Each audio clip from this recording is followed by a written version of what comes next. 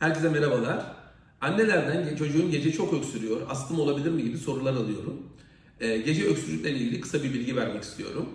Öksürük 4 haftadan uzun sürüyorsa, beraberinde hırıltılı solunma nefes darlığı varsa, çocuğun daha önceki öyküsünde alerjik rinit ya da atopik dermatit varsa, anne baba ya da kardeşlerde de doktor tanılı alerjik rinit, atopik dermatit ya da astım öyküsü varsa çocuğumuzun öksürüğü astıma bağlı olabilir.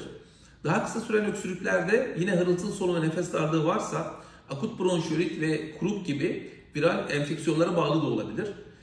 Gece uzayan öksürüklerde özellikle uykuya daldıktan hemen sonra oluyorsa reflüye bağlı olabileceğini de unutmamak gerekir. Beraberinde ateş yüksekliği, baş ağrısı, yüz bölgesine ağrı varsa akut sinüzite bağlı olabilir.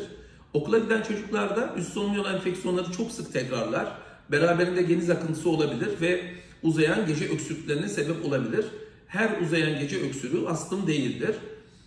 Bunun dışında nadiren alerjik rinit, kalp yetmezliği ya da başka birçok sebep gece öksürüklerine sebep olabilir. Sebebini bulup tedavi buna göre düzenlemek gerekir. Bu nedenle mutlaka çocuk doktoruna göstermek gerekiyor. Anne babaların özellikle öksürük şuruplarını ve nebulizatörle ilaç tedavilerini çok sık uyguladıklarına şahit oluyorum. Öksürük bir savunma mekanizmasıdır. Öksürük şuruplarını normalde önermiyoruz.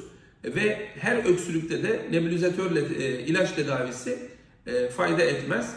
Bu yüzden kendi kafamıza göre kullanmamamız gerekiyor. Mutlaka doktora gösterip bu şekilde tedavi almak gerekiyor. Herkese iyi günler diliyorum.